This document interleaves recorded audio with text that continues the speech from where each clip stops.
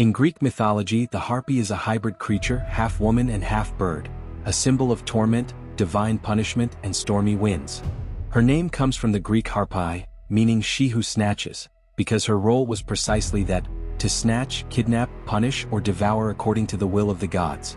They were said to have women's faces, of withered, almost ghostly beauty, with eyes burning with fury and hair tousled by the wind. From their bodies sprang powerful wings covered in dark feathers, and legs turned into the claws of a bird of prey, sharp as razors. With these claws, they pounced on their victims, leaving behind a foul odor and a shrill scream that made anyone who heard it tremble. The harpies were messengers from the underworld, servants of Zeus, charged with punishing mortals who offended the gods.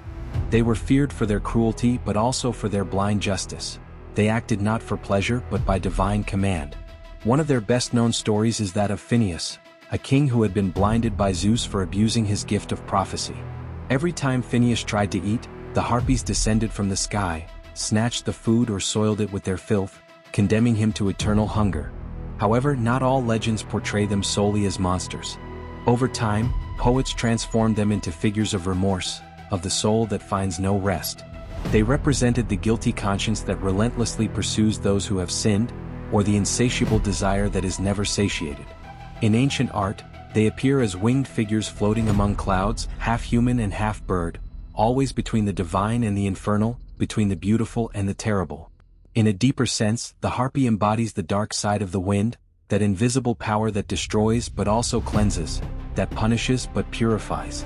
She is the storm with a human face, the gods' warning to remind humans of their fragility before the forces of heaven.